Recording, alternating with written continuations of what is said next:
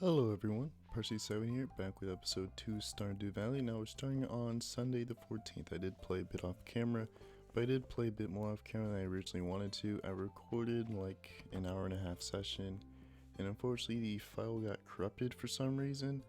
So yeah, there's that. So basically the rundown of what happened is I met the wizard and unlocked the community center. So basically what that is it's a really old rundown building that you'll see later on in this episode that basically just has a bunch of tasks that you have to do in order to restore it back to its former glory, I'm assuming. So what I'm doing now is I'm really just running around the town looking for Haley, as it is her birthday today, the 14th. I decided to remember people's birthdays and try to give them gifts or whatever. So I'm just running out looking for her. I did have a piece of quartz to give her. I assume she liked that. Spoiler alert, she did not like my quartz. I guess no one really told her that it's not about what the gift you get, it's about, the thought and the effort. So I thought you liked quartz because, it's a crystal. Who wouldn't like quartz? If someone gave me, just pure quartz they got from the mine, I would love that gift. Also, another thing I unlocked off camera was I unlocked the mine. We'll be going in there a lot this episode, as I did pop in, in the wiki a bit. I didn't look at too much, but basically I saw there was a sprinkler system that you can craft, and so I really want to set that up because I feel like I should have a bit more money at this point. My income flow is a bit just barren, or not barren. It's just really slow. So yeah, basically I was figuring, I was just going to set up my farm system, get the sprinklers, all the crops I want to grow. So I'm gonna have to pop back into the wiki, just a bit, because I need a trellis in order to grow some other crops. But at the time I'm recording this, actually episode 2, I'm assuming spring is almost over. I'm at I think the 22nd, and I'm assuming that spring is probably over on the 30th or the 31st. So I'm not really going to grow anything else once the other crops I have growing are finished growing. So I'm just going to wait until the next season to start growing again, because crops die at the end of each season, which of course, it makes sense. Alright, so this is just fast forwarding ahead a bit, and basically what I did is I just organized the farm. So I got rid of the long stretch of grass that I had, not grass, of tilled land I had in the front of my house, and I just decided it would be best to water them. So what the goal I had in mind today is just preparing to just kind of dive into the mine. So today on the 18th, or Thursday 18th, I decided to just spend all day looking for salmonberries. What are salmonberries? Well, if you see that bush in the bottom, in the bottom left, you'll see that has red berries on it. Those are salmonberries. I spent all day just collecting those so I could have the energy that are required to just venture into the mine. And so as you can see, briefly, I have a pet cat, and that was also in what I had of what I accomplished in the file that unfortunately got corrupted. I did do a fair bit that I was going to show, but the file got corrupted, so I can't really show it. Its name is Greco. It's a randomized name. I didn't come up with it myself. I'm not really good at naming pets, so that was just it. Greco the cat. So after spending literally all day just collecting salmonberries, I acquired 70, which it isn't really as much as I would like, but it is, I guess, just a decent amount to enter the farm. I almost skipped the mail because I was really just kind of excited to just head into the mine. Well, yeah, it's not excited, but I just want to spend, just all day just heading into the mine, as there's a quest I can do, which is reach level 40 in the mine, which isn't as, bad as I originally thought. I thought reaching level 40 into the mine was gonna, take forever and not, worth it, but actually, I got there fairly quickly at the time I'm recording this, so yeah, pretty much. I was seeing, whose birthday was. I missed Pam's birthday, which was yesterday, but I just spent all day collecting salmonberries and whatnot, so I unfortunately didn't give her a gift. Probably wouldn't even like it anyways, because I just have given quartz or something I found in the mine. I haven't found a use for quartz, so I just kind of throw it away. or not throw it away, I just kind of sell it. I probably shouldn't be doing that because, I don't really know what's valuable and what I need. So basically, all I'm doing right now is just kind of selling anything and just donating to the museum. What is the museum, you may ask, if you haven't played this game before? Well, basically, if you play Animal Crossing, it's like that one building where you collect the all the bugs, fish, and whatever, and you just give it to the museum for donation and research purposes. So basically, anything you find in the mine can be donated to the museum, assuming that you haven't donated before. I have donated, quite a fair bit. I'm not sure what the purpose for doing so is, but you do get rewards for donating, so I figure that it probably is a bit worth it to actually, donate stuff to the museum. The first tier rewards you get is actually just cauliflower seeds. And of course I needed that for a quest, so it was kind of a perfect timing of when I actually, did get it. So basically what I'm in the mine is looking for two things, copper and iron, because that's what you need for the first level of sprinklers. Yeah, you can get higher quality sprinklers, but that requires just a bit more. I'm guessing, you can get the acquired materials from just going deeper in the mine. But I mean, I spent, just so much time in the mine, and I do want to spend, as much time in the mine as possible. So going in the mine is kind of an all-day thing for me. So like so I just kind of dedicate a whole day to just going into the mine. I go there from like when I first wake up to like about like 11ish. And my character starts complaining that he's tired by 12. So if my character really just didn't complain about that, I probably would be spending, just all night in the mine, just venturing down just as far as possible. Also, it is a good material for a good way of getting stone. Getting stone is important because in the community center there is a section, I guess not a section, but there's a task you have to do. You have to deliver is, just collect stone. And collect, it's like 2 bundles of 99 stone, so I do need to collect as much stone as possible from, just the mine. Again, I have no idea what I'm doing. I'm going into this game pretty much blind. I have no idea what to do. So basically, my strategy that I'm going to employ, that I'm thinking that might work, is, just, I guess, farm just as much as possible to get as much money as quickly as I can. Fishing is a bit slow and not really, I guess, the best resource for actually, farming, or not farming, for, I guess, just cash generation in general. So my general strategy is to just, I guess, farm just as hard as possible and as much as possible. And of course, farming as best as I can requires sprinklers. I mean, it doesn't really require sprinklers, but it is just a lot easier if it does have sprinklers. As you saw in the beginning, it does take a while to finish watering all your crops, and I don't even have the upgraded water bucket yet, or the water bucket yet. That requires 1,000 gold, which I have no, actually no, it's 2,000 gold, and of course I'm nowhere near that. Of course, I don't really have like, I guess, a time limit or a time constraint that I'm like really going under, but I just figured, automation, I figure, is probably important in this game. You really don't want to spend all day watering plants or whatever.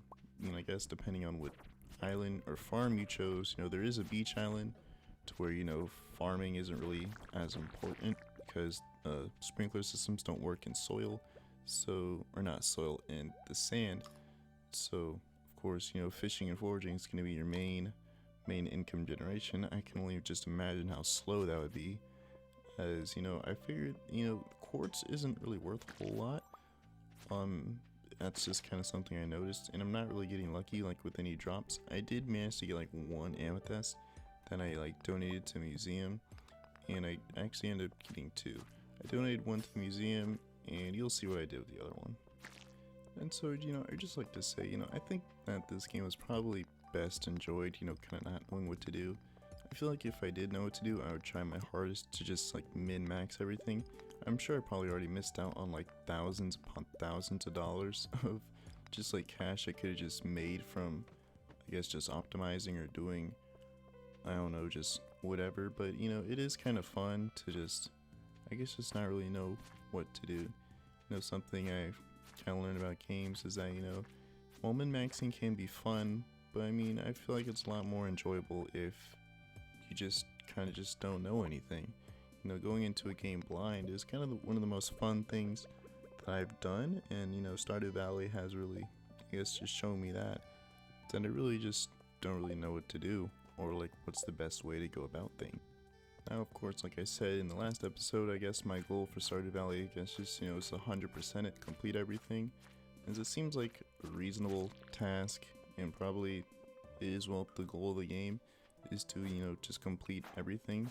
I'm not sure what this everything includes, but for right now, it's, you know, completing the community center. I'm assuming that there is more, you know, to after that.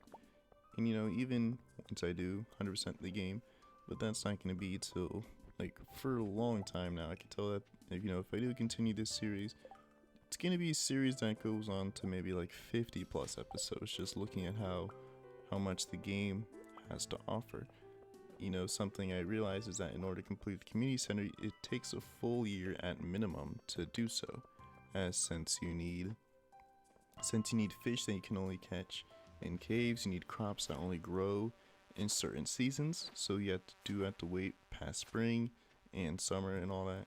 And you know, if you end up missing those crops for that season, you know, you have to wait another entire year in order to actually grow those crops again. Now, it might sound, I guess, just like a bit tedious and annoying, but you know, I guess the good thing about it is that it's not tied to the in-game to like IRL time.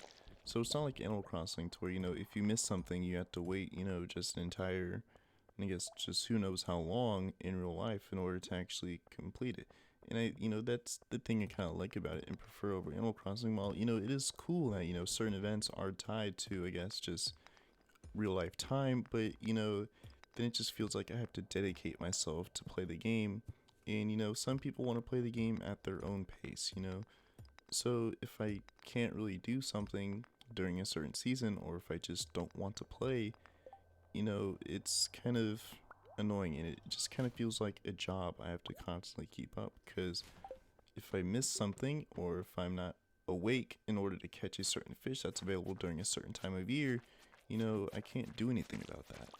I mean, I won't really say I can't do it, just anything at all about it. You can do something, you know, you can time travel.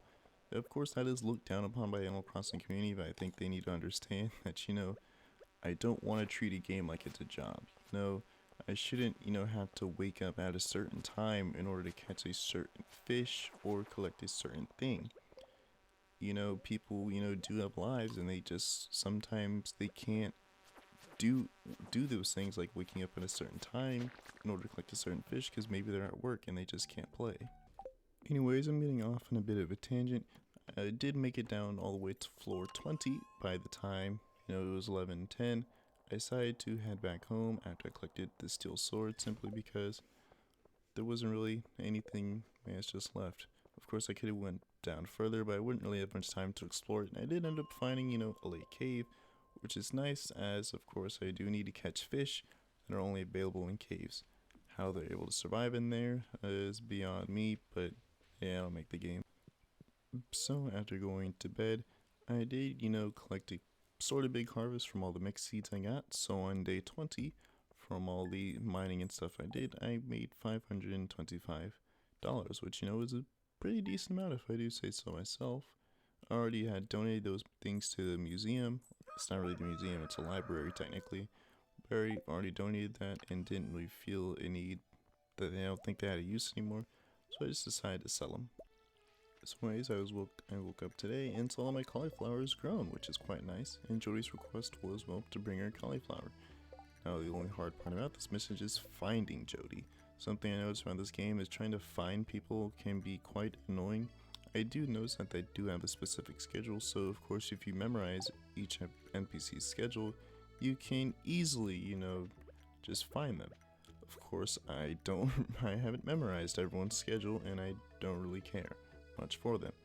So I just spent, you know, most day today just kind of running around looking for Jody. That is just kind of a problem I am noticing, is that, you know, sometimes I'll spend, you know, way too long looking for just one NPC, whether, you know, it's to deliver a quest or deliver a birthday present. So yeah, it is just slightly annoying. But then again, you know, I could look up their schedules on the wiki, but even then, you know, I really don't feel like looking up the schedule on the wiki just to deliver a quest. I could ideally do it at any time, but I did want as much money as possible to buy more seeds. Of course, buying more seeds means I can plant more stuff, which means more money. Now, I literally spent all day trying to look for Jody. I did eventually find her, which is nice. And so, once I came back to go home, I was greeted with this cutscene with Linus digging through the trash.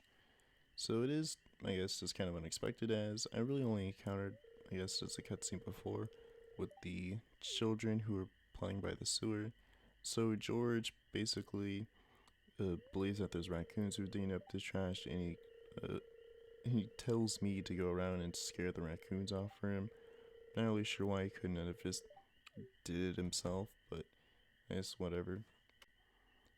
So anyways, of course, I go and confront Linus, who, of course, feels bad about what he's doing, digging through the trash and whatnot. And, like, believe it or not, I'm actually, like, given a choice here, which, is kind of unexpected. I really didn't think, it was a game where, I can have the choice to say whatever I want to people. Yes, if I'm doing something wrong with what I'm doing, and I was tempted to say no, but you should get a job and stop leeching off others. But then at the end of the day, I decided it'd probably be best to just say that, what he's doing isn't really wrong. Yes, it's legal, but at the same time, if you really shouldn't waste food, number one. Number two, how else is he gonna survive? So anyways, I want to go home, and he says he can stop going through George's trash can, but he just goes through Gus's trash can by the saloon. So Gus ends up finding him, and so, yeah. I assume that, he was probably gonna get arrested just there, so I felt a bit bad. But, Gus ends up saying something unexpected. He ends up saying that, if he just needs food, he just has to ask. So I think that was quite nice. I thought that, I kind of guessed the feel good choice with the bad choice, just for him. As if I feel like if I said, yes, he shouldn't be doing it, he would have just went home, if not gotten arrested, but that didn't end up happening. So it was kind of nice cutscene. Didn't even know those could happen. Anyways, after I went to bed, I saw a letter from my mom, which was kind of interesting because I didn't think I had a mom, or I didn't even know I had one, who gave me cookies, which is kind of nice as I would need the extra energy. And well, my parsnips are ready to harvest, So that was an exciting. They only take 4 days to grow and mature. I actually ended up pickaxing one, so I just switched to my sword to prevent that from happening again. And so, I am going to start raking in money. Now, I do have this watering can. I'm assuming that's for the pet. You're supposed to refill it. I'm kind of curious to see what happens if you don't refill the water. If the pet just kind of dies. I mean, I kind of doubt it, as I would be kind of sad. A bit morbid, but it's just morbid curiosity. Anywho, I decided to head into Piers. And so there was a bit of cutscene with Morris, and Piers. Morris is the guy that works at the JoJo Mart, and who tries to put Piers out of business by offering a 50% discount on all of his store items. And so I go into Piers and spend all my money on parsnips and potatoes and kale. Why am I doing this? Well, for money, obviously. And of course, since I do want to start automating my farm, I figured it was probably a good idea to just buy a bunch of seeds. This will be the last harvest of spring. I'm assuming that once the 30th or 31st rolls around, that will change seasons. I'm not really positive that's how it works, but I'm assuming that does, just based on nothing really. I'm just assuming. Now, going up and ended up at $2 exactly, which was quite funny if I do have to add. So that was basically just what I was going to do. So I did, get a lot of copper from the mine, so I was just smelting that down to ore. And so here I was just going to sell off all my parsnips, and then we'll just get to planting them. I bought kale and potatoes just simply because, well, it was a good thing to have variety, and I didn't really know the sell prices of all those, so I assumed I'd probably be semi-okay. I ended up not having enough parsnip seeds to fill in the whole thing, but that was fine. It was really only like 2 spaces, which isn't a whole lot. And here's what the farm ended up looking like when I was done. I did extend it out a bit, just because I did have a few seeds left, and I did want it to be semi-symmetrical. Of course, it's not perfectly symmetrical, but it doesn't really matter. It might end up being sort of symmetrical once once I get the sprinkler system in. So anyways, I'm gonna end the video here. It was unfortunate that my file got corrupted, so you guys did miss a fair bit of what I did. But I guess, you know, it was fine. Thankfully it wasn't like too much I lost, but you know, that is like an hour and a half I won't get back. But you know, I did have a blast playing the game, even though the file did get corrupted. This is a really fun game. Just you know, it really is a better Animal Crossing. I truly do believe that. Even though it's fairly different from like the rest of the games I played, it is just, I guess, just a nice change of pace, just to sit back, relax, and farm. You know, it's not really too of an intense game. You don't really have to try. I mean, I do sort of have to try, but I guess just not really try hard. So if you did enjoy the video, you know, leave a like, subscribe, join our Discord, link is in the description, and I'll see you guys in the next video.